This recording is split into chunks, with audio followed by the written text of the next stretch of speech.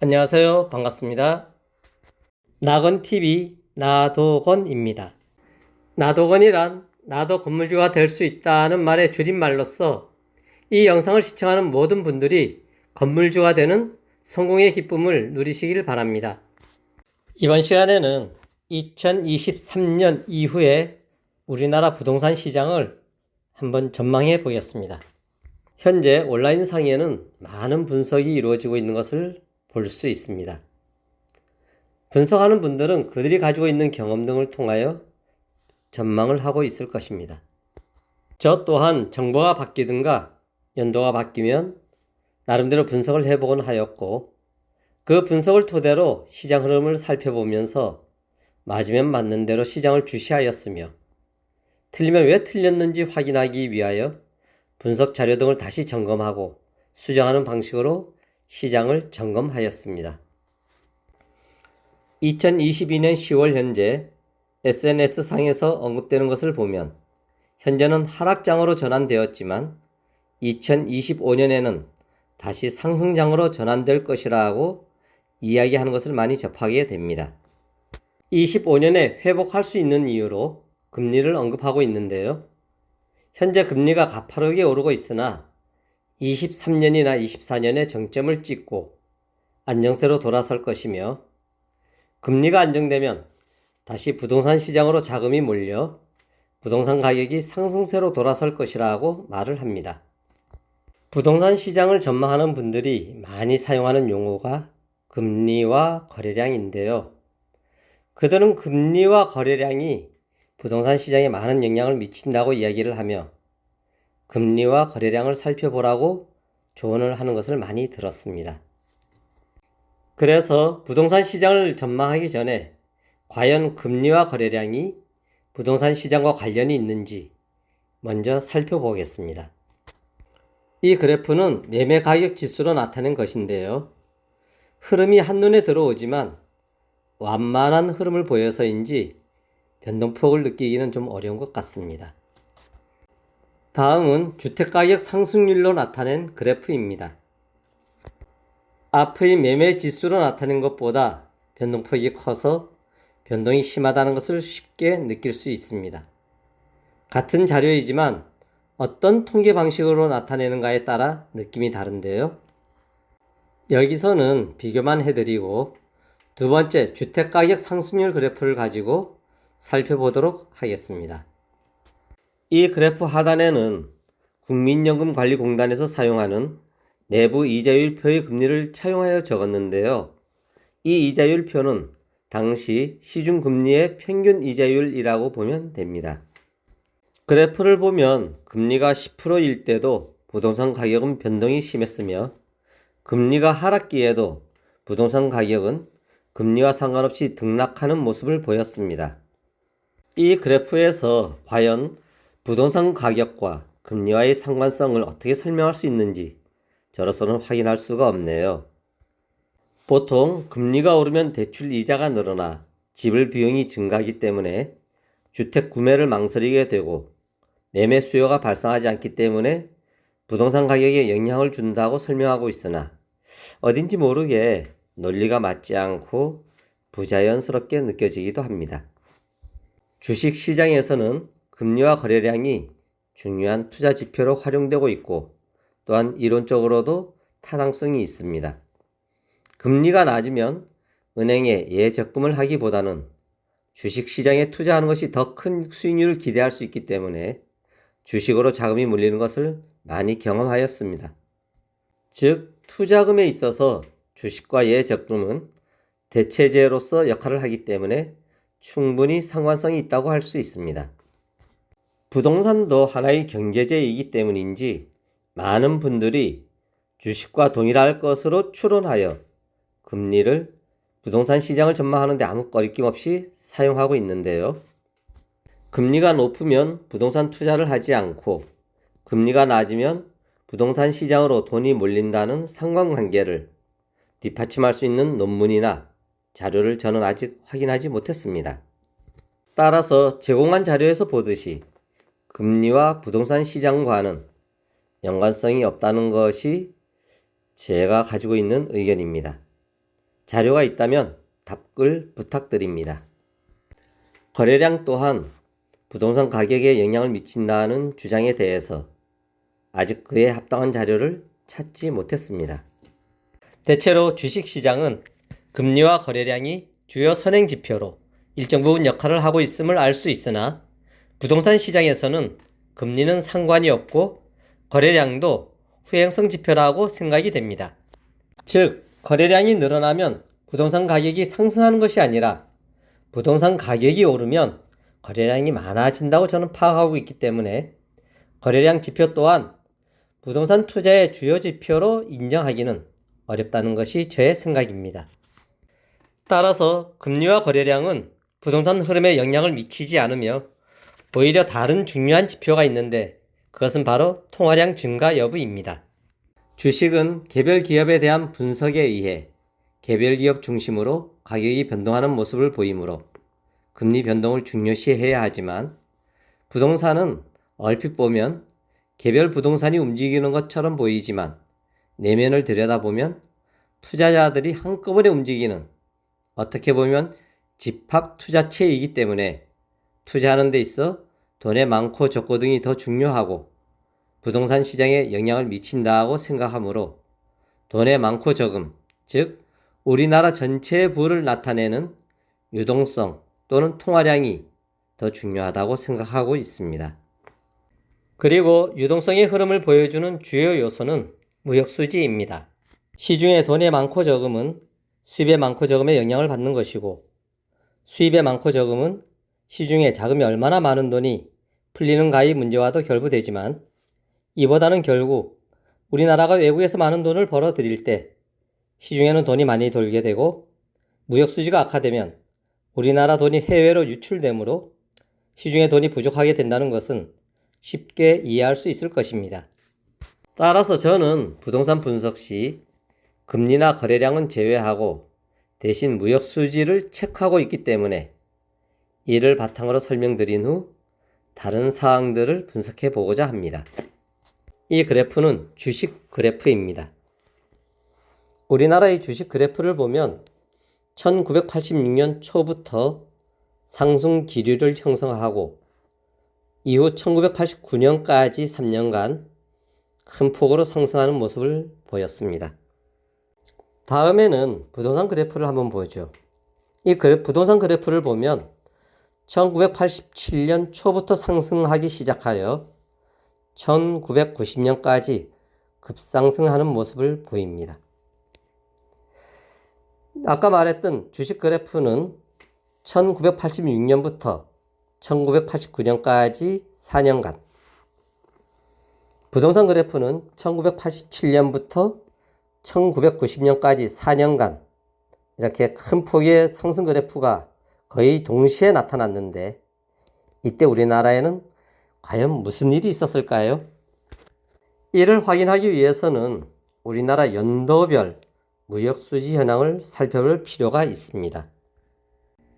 무역수지 현황을 보면 통계를 낸 1957년부터 1985년까지 29년간 계속 적자를 보이다가 1986년에 우리나라 최초로 무역 흑자를 달성했음을 알 수 있습니다. 특히 1985년에는 무역 수지가 적자였으나 적자 규모가 1984년 대비 큰 폭으로 감소하는 모습을 볼 수 있습니다. 1986년 주식 그래프를 보면 연초부터 상승하기 시작하여 1989년까지 지속적으로 급상승하는 모습을 보이는데 이는 1985년 말 무역 적자가 큰 폭으로 감소하는 모습을 보이자 1986년에는 무역 흑자를 달성할 수 있을 거라는 기대감에 큰 폭의 상승세를 보이기 시작했던 것이죠. 반면 부동산 그래프를 보면 1986년 우리나라 최초로 무역 흑자를 달성한 것을 확인한 후인 1987년 초부터 1990년까지 부동산 가격이 꾸준히 상승한 것을 확인할 수 있습니다. 흑자라는 것은 외국으로부터 돈을 많이 번다는 것으로 돈을 많이 벌게 되면 유동성이 확보되며 스스로가 부를 축적하기 때문에 금리 등과는 상관없이 여윳돈으로 다른 경제재에 투자를 할 수 있게 됩니다. 그렇기 때문에 저는 부동산 시장 분석에서 유동성을 증가시키는 무역 수지 흑자를 매우 중요한 요소로 삼고 있습니다. 그래서 무역 수지의 미래를 먼저 살펴보도록 하겠습니다. 현재 세계 경제는 두 가지 어려운 문제에 직면하고 있는 상황입니다. 첫째는 양적 완화의 후유증으로 인한 인플레이션 압박이 현실화되어 금리가 가파르게 오르고 있고요. 두 번째는 우크라이나 전쟁으로 인한 국제 정세의 불안과 러시아가 사용하고 있는 에너지의 무기화로 인한 국제 경제 불안이 일단 우리의 가정 경제에 악영향을 끼치고 있는 상태입니다. 그리고 이런 영향으로 인해 우리나라 무역 수지 또한 악화되고 있는 것 같네요. 최근 정부 발표에 의하면 22년 4월부터 9월까지 6개월 연속 무역 적자를 기록하고 있습니다. 무역 수지 적자가 지속된다면 우리나라의 경제력이 해외로 유출되기 때문에 부동산 시장의 악화 요인에 영향을 많이 미칠 거라고 보여집니다. 그러나 한편으로는 이러한 문제들을 해결할 능력이 우리나라는 가지고 있다고 보기 때문에 부정적이보다는 희망을 가지고 살펴보는 것이 맞을 것 같습니다. 우리나라의 제조업 특성상 원자재를 수입할 때에는 한꺼번에 많은 양을 수입하여 재고로 비축하게 됩니다. 그래야만 공장 가동 등에 지장을 주지 않지요. 반면 수출은 한꺼번에 다 나가는 것이 아니라 소량으로 수회에 걸쳐 제품이 출하되는 것이 일반적이므로 수입과 수출의 기간에 따른 괴리 현상으로 나타나는 것으로 보여지고요.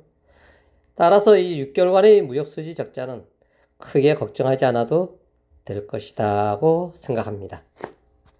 다만 이것이 예상외로 장기화된다면 우리나라 통화량이 감소하게 되므로 경제와 부동산 시장에도 악영향을 미칠 수밖에 없을 것입니다. 하지만 제가 생각하는 우리나라 제조업의 기술력은 상당히 강하기 때문에 무역 수지는 조만간 다시 흑자로 반전될 것이고 흑자 기조는 그대로 유지될 것이라고 보고 있습니다. 이제까지 부동산에 영향을 끼치는 요소들을 개괄적으로 살펴봤는데요. 이번에는 부동산 흐름을 좀 더 구체적이면서 세부적으로 살펴보겠습니다. 먼저 그래프를 보겠습니다. 이 그래프는 많이 보셨을 겁니다. 이 그래프를 보시면 뭔가 공통점이 있는데 보이시나요? 어떤 일정한 법칙이 보이지는 않나요? 그래프 상단을 보시면 정부별로 규제, 완화, 완화, 규제, 완화, 완화로 전개가 되었네요. 여기서 규제는 부동산 가격이 상승할 때 이용하는 정책이고요. 완화는 부동산 시장이 침체되어 회복이 필요할 때 사용하는 정책입니다. 한 번 규제 정책을 쓰면 두 번에 걸쳐 완화 정책을 펼쳤네요. 이것은 무엇을 뜻할까요? 두 가지로 해석이 가능한데요. 하나는 시장 흐름은 주기적으로 반복되어 나타난다는 것이고요. 다른 하나는 일정 기간 상승 후 하락하면 재상승하기까지에는 이전 상승 기간의 2배의 시간이 필요하다는 것입니다. 부동산 흐름을 전망할 때 경제의 경기 사이클을 활용하기도 합니다. 경기 사이클에는 단기, 중기, 장기 사이클이 있는데 중기 사이클은 약 10년으로 보고 이것이 반복된다고 하는 것이죠. 참고로 경기 변동 흐름에서는 건축 경기 기준으로 부동산 경기 흐름을 20년 주기로 보고 있습니다. 우리나라 대통령 임기는 5년입니다. 이를 토대로 단순하게 계산하면 5년은 규제, 5년 플러스 5년은 완화, 다시 5년은 규제, 5년 플러스 5년은 완화 등 15년 주기로 규제와 완화 정책이 반복되었다고 할 수 있겠네요. 그래프상에서는 이렇게 계략적으로 표현하고 있는데 이를 다시 상승장과 하락장을 세분화해서 살펴보도록 하겠습니다. 1차는 1987년부터 1990년까지 4년간 상승, 그리고 1991년부터 2000년까지 10년간 조정 기간이 나옵니다. 여기서는 IMF 사태로 인한 수정 작업이 필요한 부분이 있습니다. 2차는 2000년부터 2002년까지 3년간 상승, 2003년부터 2004년까지 2년간 하락이 나오네요. 3차는 2004년부터 2006년까지 상승 2년, 2006년부터 2014년까지 9년간 하락 및 조정 기간이 지속되었는데요. 여기서도 2008년 금융위기로 인한 수정 작업이 필요합니다. 4차는 2016년부터 2021년까지 6년간 상승, 그리고 2022년 견해에 따라 다르지만 저는 하락 또는 조정 시작으로 보겠습니다. 잠시 언급하였지만 이 자료에서 수정이 필요한 부분이 있죠. 97년 IMF와 2008년 금융위기입니다. 이를 감안하면서 간단하게 다시 한번 정리해 보겠습니다. 그래프에서 95년을 보면 조정이 끝나고 상승하는 모습을 보이다가 97년에 급락하였습니다. 바로 IMF 사태 때문이죠. 이는 5년간의 조정을 마치고 상승세로 돌아서려는 순간 다시 폭락하였기에 이때의 조정 기간은 5년으로 보도록 하겠습니다. 2000년 IMF를 졸업하게 되면서 다시 상승세를 보이다가 2002년 조정을 거치게 됩니다. 2002년까지 부동산이 급상승세를 보이자 정부에서는 통화정책, 즉 금리 인상 등을 통해 시장을 규제하고자 하였으며 2003년부터 2년간 조정을 받았는데요.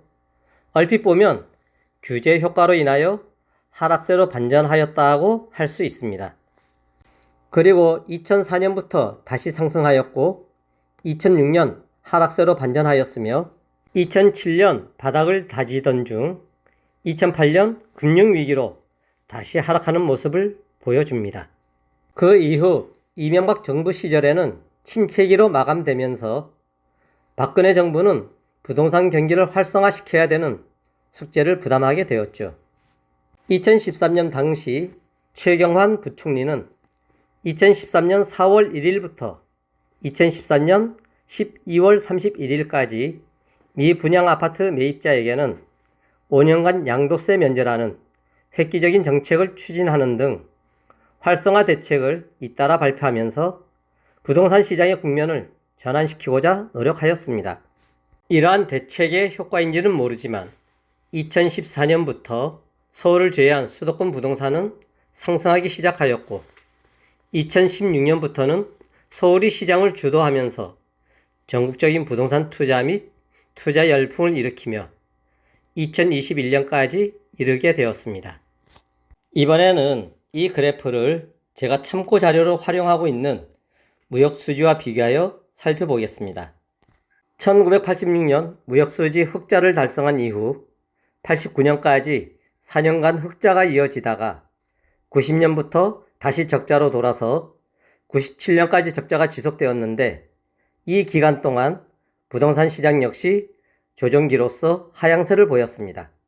그리고 IMF가 터졌고 부동산 시장은 폭락하였습니다. 온 국민이 힘을 합쳐 노력한 덕에 98년부터 다시 흑자로 전환하였고 2000년에는 IMF를 졸업하게 됩니다. 그리고 졸업과 함께 부동산 가격도 상승하게 됩니다. 그러나 자료에서 보듯이 2001년 흑자 기조는 약화되는 모습이 나타났고 2003년까지는 흑자를 유지하여도 불안한 모습을 보였는데 공교롭게도 부동산 시장 또한 하락세로 돌아섰습니다. 즉 부동산이 상승할 여력이 충분하지 못해 중간에 꺾였다고 볼 수도 있겠네요. 무슨 이유인지는 모르지만 2002년 이후 부동산 가격은 하락하게 되는데 이때 국내적으로는 금리를 통한 규제를 하였었고 무역수지는 흑자가 급격하게 축소되는 모습을 보였습니다. 다시 2004년 이후 부동산 흐름과 무역수지를 비교하여 살펴보겠습니다. 2004년 이후부터 부동산 가격은 급격한 상승세를 보였는데요. 2003년 무역수지 또한 전년 대비 증가하였으며 이후 무역수지 흑자는 2005년까지 확대되었음을 자료에서 확인할 수 있습니다. 그리고 2006년부터 다시 무역수지 흑자 폭이 감소하였는데 이때 부동산 시장도 하락하는 모습을 보이고 있습니다. 2008년 국제금융위기가 발생하여 전 세계적으로 부동산 시장이 붕괴되었는데 우리나라도 이 충격을 비켜가지 못하였고 2009년부터 흑자폭이 확대되었음에도 불구하고 부동산 시장은 회복하지 못하고 2013년까지 하락세가 지속되었습니다.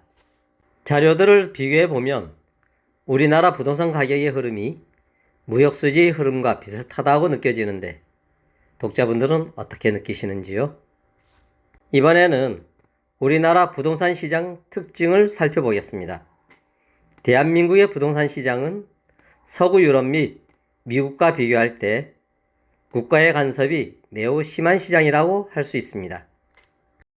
이는 결국 부동산 흐름이 정부의 정책에 의해 좌우될 수밖에 없다는 것을 의미하는 것이죠. 상승기에는 규제 정책을 통해 시장을 통제하고 있으며 하락기에는 활성화 대책을 통하여 시장을 수혈하고 있습니다. 따라서 우리나라 부동산 시장은 자율성이 보장되는 완전 경쟁 시장이라기보다는 국가의 규제 아래 완전 경쟁이 제한되는 시장이라고 할 것입니다.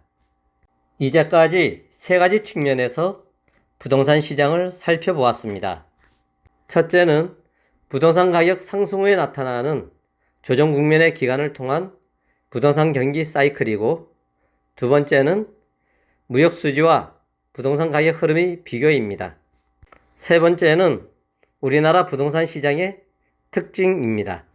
이 세 가지를 통하여 윤석열 정부의 부동산 시장을 전망해 보면 부동산 성공 투자를 안내해 드립니다. 경제와 함께하는 부동산 길라잡이, 이 책으로 성공하세요. 첫째, 윤석열 정부 기간 내에는 반등이 어려울 것 같습니다.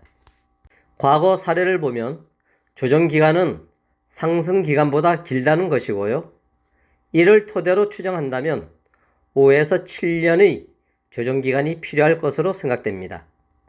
개인적으로는 2019년에 상승장이 마감되고 2020년부터 조정으로 들어갔어야 하는데 정치적인 변수로 말미암아 2년도 상승장이 늘어나는 부작용이 발생했다고 보고요.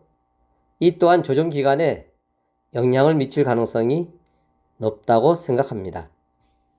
둘째, 무역 수지는 흑자 기조를 유지할 것으로 보이므로 크게 걱정하지 않아도 될 것 같습니다. 이게 제일 중요하다고 보는데요. 셋째, 우리나라 부동산 시장의 특성상 정부 정책에 의해 부동산 조정 기간이 결정될 것으로 보이지만 문재인 정부의 부동산 흐름은 어딘지 모르게 노무현 정부와 유사하다고 느껴져 조정 국면도 이명박 정부의 모습과 비슷할 것으로 여겨질 때가 많습니다. 윤석열 정부에서는 문재인 정부가 시행했던 규제 정책을 하나씩 폐기하면서 조정 국면에 대처하겠으나 반등보다는 하향 안정화를 통하여 연착륙을 시도할 것으로 보입니다. 그러나 대통령 선거를 앞둔 시점에서의 부동산 가격 하향 안정화는 정부 입장에서는 부담이 될 수밖에 없을 것입니다. 그러므로 선거 대책의 일환으로 활성화 대책이 나올 것으로 예상이 되는데요.